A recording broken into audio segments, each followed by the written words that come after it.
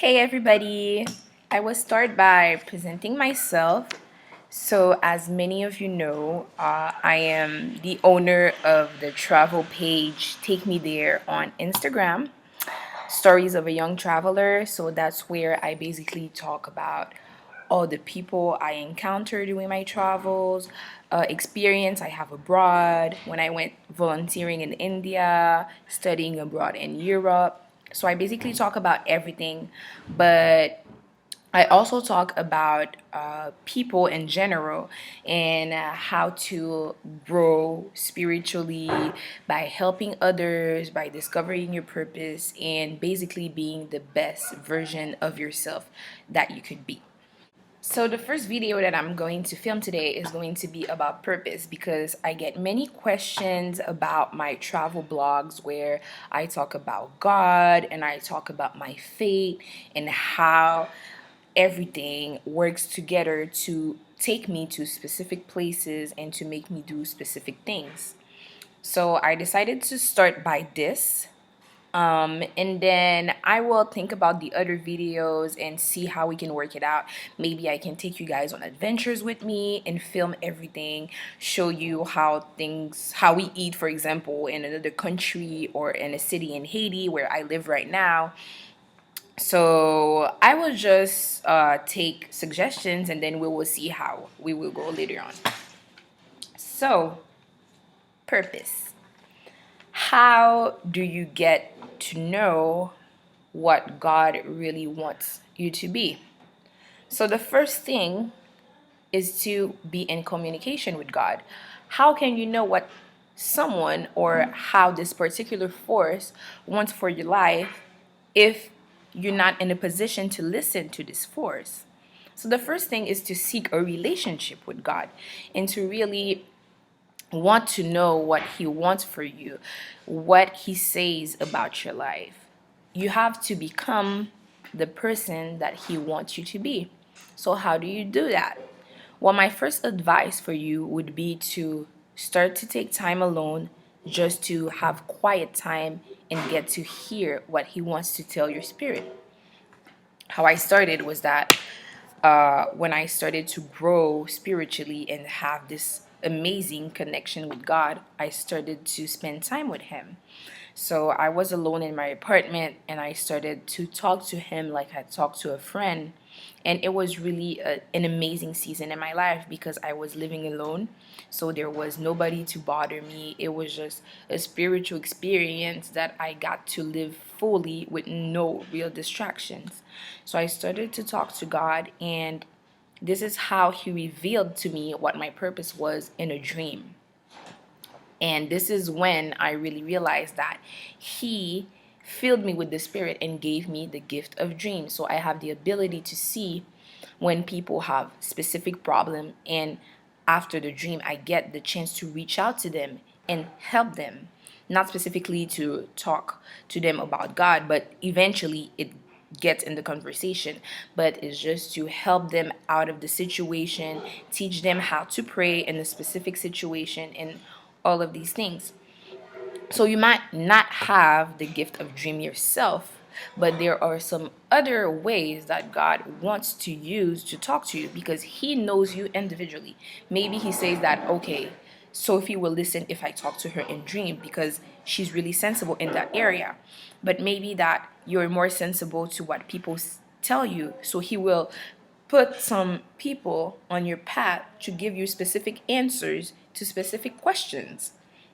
So you really have to be sensible to His voice. And then the second step is to accept what He tells you to do and who He tells you that you are. Let's say that you grew up in a family who always told you that you couldn't do a specific thing because you were not good enough.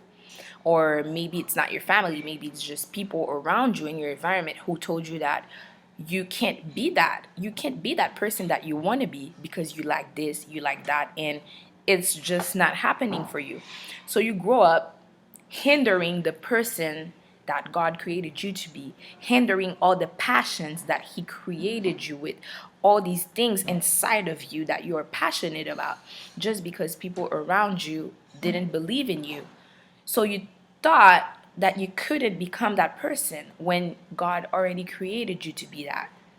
This is actually the best version of yourself that you're hindering just because you're scared.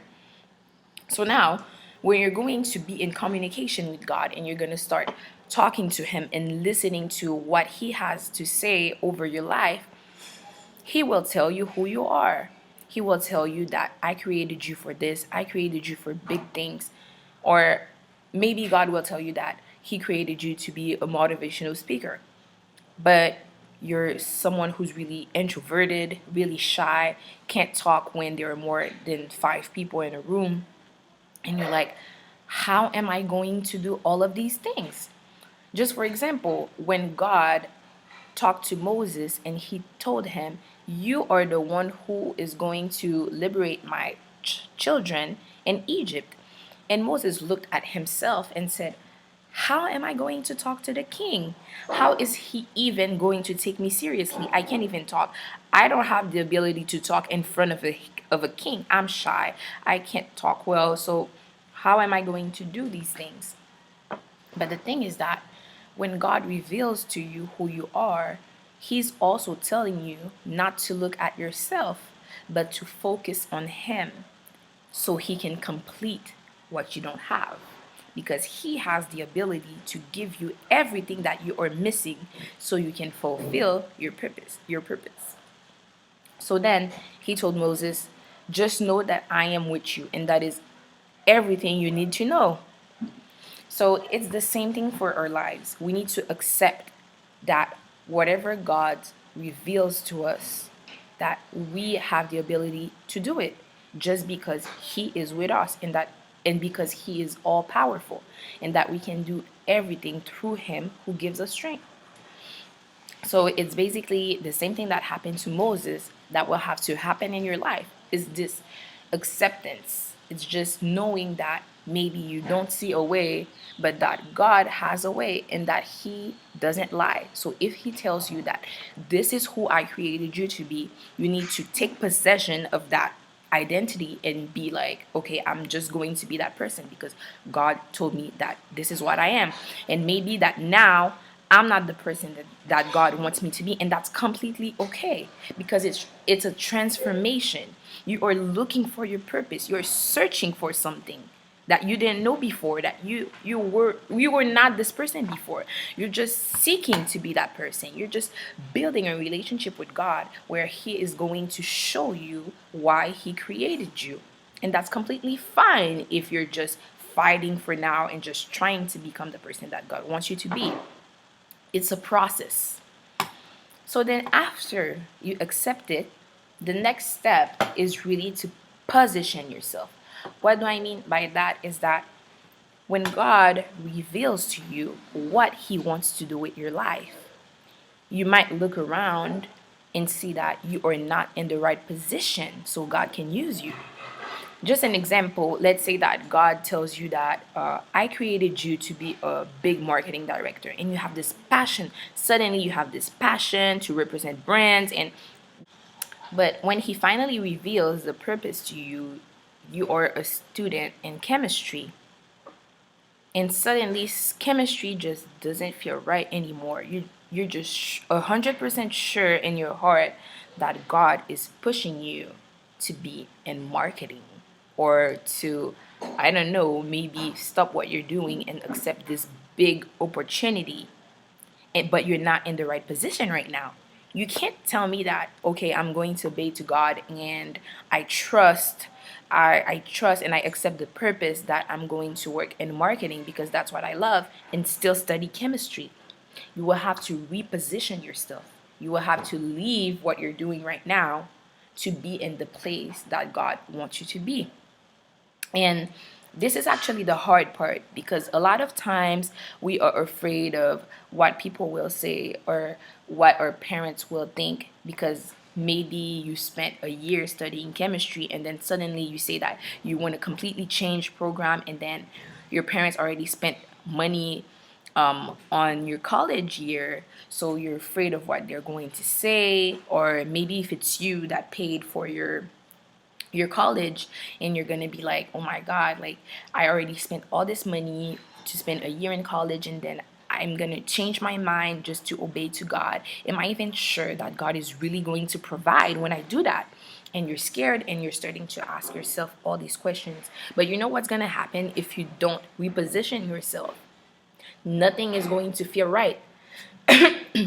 Nothing is going to feel right, and you're only going to die slowly but surely. What I'm trying to say is not that you're gonna really die physically, is that you're going to die on the inside. You're going to let the person that God created you to be die, because you won't listen to the voice, and you will be in a complete opposite direction, and you won't be able to fulfill your purpose. You will know what the purpose is, but you won't be living it. And that's the worst thing that can happen to you. Knowing who God created you to be and still being stubborn and keep doing the same things, saying the same things, being in the same environment, while you know that God created you to be something bigger, something greater than anything that you had planned for yourself. So you need to reposition yourself. For example, when I wanted to volunteer abroad, I really wanted to go to Brazil because it was my dream. And yes, for some of you who follow the blog, I am actually going to Brazil next year. But I wanted to go this summer, last summer. I wanted to go because I always dream of going there. And I was like, okay, I'm going to volunteer over there, and I'm not going to change my mind. I want to go to Brazil. But that was before I got my relationship with God. That was maybe in October. But then my relationship with God happened in November 2013, which I will talk about in my book that is coming soon. I will talk about it at the end of the video. So my relationship with God started at the end of 2013. So then I was not only living for what I felt like doing or what I wanted to do, I actually consulted God before I did anything. And it's crazy. That's the difference between my life then and my life now. Because before, I only lived for what I felt was right, what I felt like that I wanted to do. I was only living for what I felt was right, what I wanted to do myself, without even asking God for advice. Because not because I was a bad person, and it's okay if you don't do it, if you don't have a relationship with God yet, because I'm positive that eventually you will have one, you will build one. But now I actually consult God before doing anything, before accepting a job, before going somewhere. And the more I talked to God, the more He started to show me that I shouldn't go to Brazil, at least not now, not for the humanitarian work. And I was so confused because I wanted to go to Brazil so bad. But God slowly directed me towards something else. I knew that I shouldn't go to Brazil, but I didn't know where I should go. So I started talking to God and asking Him to tell me what I was supposed to do, where I was supposed to go. And then I just asked Him for a sign. And then that same day, I was in class and I got this offer to go to Indonesia, and I was like, "Oh, maybe it's God talking to me. Maybe it's a sign." But I want to say something right now. You have to be really careful when you are really trying to see what God wants for you, because there are many things happening at the same time, many things just happening, and then you just don't know what is coming from God and what is not coming from God. So sometimes some things are just coincidences, and you just go for it because you think that, oh, it's God. You really have to be sure and really develop your spiritual ears, your spiritual senses, that will make you 100% sure that it is God talking to you and asking you to do all of these things. Because remember that there is good and there is also bad. So bad will bring confusion in your decision. But if you're really anchored in God, you will be 100% sure that what you're following is right. So I got this offer to go to Indonesia. So I was like, okay, so I have to go to Indonesia. But then I read the description and everything. It seemed to be anything I could dream about. It was just so perfect, great place, great job. I would get to help the kids, and it was just perfect. So then I wrote a nice email to reply and to tell the people in Indonesia that I was actually accepting the proposition. But every time I was about to press the send button, there was this force stopping me. I just couldn't. And there was absolutely no apparent reason for me not to be able to press the button. So I was like, okay, maybe I was completely wrong. I shouldn't go to Indonesia. Okay, I'm so confused, God. What am I supposed to do? So I just prayed. That's the thing that you need to do when you're confused. So I prayed and I asked him for direction. But I knew that I should go to Asia, but I just didn't know where. And a few months before, there was this book that I got for free at church. And it's called No Longer a Slumdog. And it was in French. So I started to read it. And a few months before that, and then while I was praying, it's just something that whispered in my heart. You know, when God talks, it's not necessarily a big voice coming from the sky, but it's just a force talking to your spirit and making you 100% sure that what you're hearing is real. So this force told me to go get the book. It was somewhere among many of the books because I had stopped reading it and I just didn't think about it anymore. So then I went to take the book and I was like, okay, God, I'm just going to read like you told me. And I started to read the book. And it was about missionaries who went to India and who opened a center to help young kids, to teach them how to be clean, how to shower, and who also taught them about the Word of God and science and everything else. But then when the kids went back home for a vacation or weekends, they started to talk about Jesus. And there are not many Christians in India because they have other religions. So the parents were really confused about this Jesus that they were talking about. But they couldn't help to notice that a lot of miracles were starting to happen in their homes. For example, there was this kid who had a blind grandpa. He was blind for years. And then after the kid talked to him about Jesus and he said, do you know that this guy called Jesus came to earth and he did a lot of miracles and he loves us so much that he can do the same for you if you really believe that he can. And the grandpa started to see again, and the parents were so amazed that a lot of parents started to go to Bridge of Hope and to ask to these people who this Jesus was and how he was able to do all of these miracles. And actually a dad actually went and asked, can I just see Jesus, because my son has been talking about this Jesus, so can I just meet him? So the missionaries had to explain to him that Jesus was not here anymore, but that his spirit was still living among us, and that he could still have a big place in your life even if he was not physically here. He came physically so we could believe, so we could see what was happening, but then he left so the spirit could stay with us. And it's exactly the same thing as when he was here physically. So so then at the end of the chapter, the people said that what was amazing was that it was not the material that made all the difference. That if they went over there and just gave school supplies and clothes to the kids, they would be happy for a season, but they wouldn't be fulfilled. They wouldn't have experienced all of these changes, all the miracles, and all the great things happening in their lives in general. Just the feeling of being loved and learning about love, what it's like to help one another.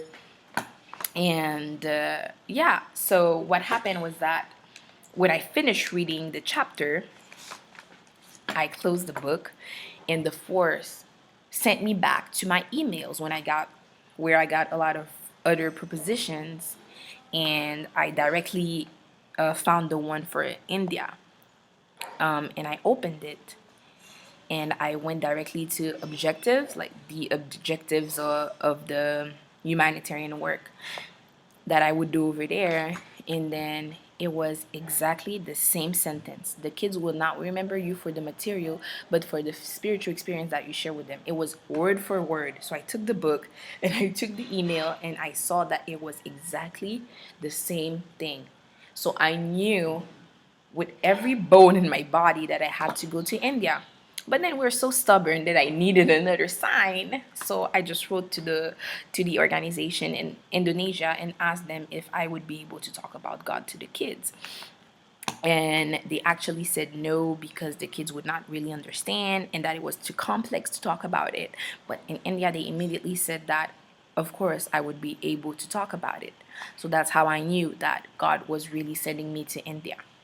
And it was really great. I learned a lot, but that can be for another chapter. My adventures in India and what I've learned over there, cultural shock and everything. It was crazy. So, position yourself, and then step number 3 is to start walking. So when you start walking, you will have obstacles and you will have dead seasons. Obstacle will be like when you start doing what God actually told you to do, and then it seems like you have walls in front of you and nothing is working. And you're like, God, you sent me to do this and to do that, but nothing is working. So what's wrong with me? Or what's wrong with you? Like sometimes we're so arrogant. We're like, what's wrong with you, God? And then in these times, we will have to take our strength from God and know that everything that happens is for a reason because God knows what he's doing. So if he gave me this purpose, if he told me that that's what he created me for, if my heart pumps for it, and if I feel this passion for this thing that I do to help others, like there must be a way. And then you have to believe, and that you have to keep believing and find strength in him, whatever happens around you. And then the other thing is that when you experience the dry seasons where God is just silent and you just don't understand what he's doing, there's a verse that I love a lot. It's in Psalm 46, verse 10. It says, "Be still and know that I am God." So sometimes we just have to stay still and not move and just let everything fall into place. And there's so many occasions in my life where God showed me that, you know what, Sophie, stop moving. Stop trying to control everything. Just be still. I'm working on something. And it was actually true. When I just surrendered to him and say, you know what, God, just the situation is in your hand. So I just trust you with every second of it. So now there's something that I can't control, but I know that you are in control. So I'm just going to shut my mouth. I'm just going to sit down and wait till the time is right for me to move again. And every time I see why God asked me to just stay still, I can give you some examples just in other videos. And so, and then you will have setbacks. The setbacks are like when, for example, let's say that uh, you are finally a marketing representative, and then you're just working for this company you love, and then suddenly something goes wrong and you get fired. And you're like, what happens? It's like I took one step forward and 10 steps back. I'm back to square one with no job. So what is happening? You need to know that for every setback, there is a comeback. And sometimes God needs to break things in order to build bigger things. So maybe you got caught up. So maybe you were like, okay, I got a proposition. And so maybe you got caught up in the decision. Maybe you were like, okay, so since God told me I have to be a marketing representative or a marketing director, I don't know. So then you just got a proposition and you were like, oh, it's a sign. Like I was saying, there are also going to be distractions. And maybe you didn't have the reflex to ask God, is it that one? Is it that company that you want for me? And then you just jumped and then you accepted it. And then God had to reposition you. Or maybe God just wanted to show you something. He just wanted to show you something at that specific place for a certain period of time. But now he wants to take you to another level. And you have to be ready to trust him during that process and know that everything is for the purpose. And then overall, what I wanted to say is that when the purpose really comes from God, it will always come back to love.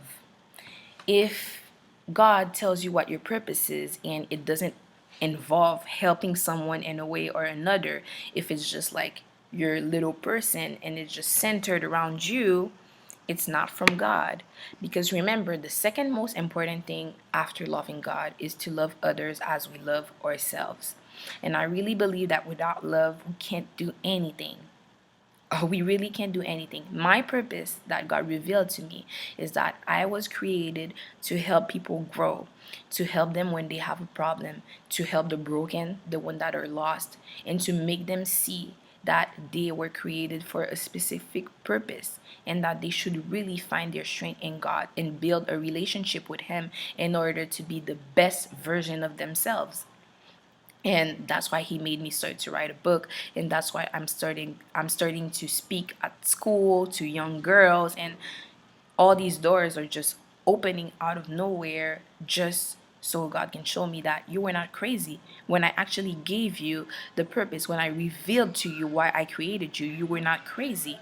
This is really the plan that I have for you, and slowly but surely I will take you there. I will make the vision come true. Because one time he gave me this vision where I was on the stage and I was talking to thousands of young people, and I was talking to them about God. And the lives of all these people were touched and changed, and they learned to see God in a different way, more than the rituals. Because you might go to church every Sunday and do all of these things just so you can think that you're a good person, but have an empty relationship with God, really, if you don't have the reflex to talk. Because God is more than just church walls. It's a force that is with you all the time, and that wants to talk to you, that wants to guide you and show you something, show you your purpose. So if you don't have a relationship with it, you just won't be able to work properly. You will just take decision based on your logic, on your intelligence, and believe me, your intelligence is limited if you don't build this relationship with Christ that goes beyond religion, beyond rituals, beyond things that you do just because they told you to do it. You will be missing something on the inside. And that's what I've learned a year ago. And my life just changed 360 degrees since then. I just started to walk in my purpose, and I was like, this is so beautiful. And I want everybody to experience what I've actually experienced, because it's nobody's meant to go through life unfulfilled and doing something that they were never created to be. So I hope that this really helped you for the steps to take to really find your purpose. Don't hesitate to reach out to me if you have any questions or if something was not clear in my message. And this was my first time, so it was my first time, my first video, so I hope that it was a good one and that the other ones will keep getting better and better. And remember, for the other videos, we will move more. I will show you more. It will be about direct interaction with people, and you will get to see my purpose, like helping people and people I met in different countries, and we will move a lot. So I hope that you guys will stick with me, and I hope that you enjoyed this video, and I hope that God will bless you, that you will find your purpose, and that you will be the person that God created you to be. One last thing, my book coming out on January 16, 2015, so next month, is called Daughters and Sons of the King. So it will be available on the internet for worldwide shipping, and we will have the electronic version and the hard copy version. So wherever you are in the world, like if you are someone seeking to have a greater relationship with God, someone just wanting to discover what their purpose is, if you're hurt, you've been through some stuff, and you have just this sort of difficulty when you're trying to trust God again, if you want to be the best version of yourself, this book is for you. I use all my experiences, and it's really raw. Like, there's nothing that I hide, there's nothing that I sugarcoat. I talk about sex, I talk about drugs, I talk about basically everything from the basics to relationships. I cover everything. So I really think that you will enjoy it. It's called Daughters and Sons of the King, and it will be available on Amazon and on another site. And I will share the links on my Instagram page so you can follow Take Me There, TAKEMETH 3 RE.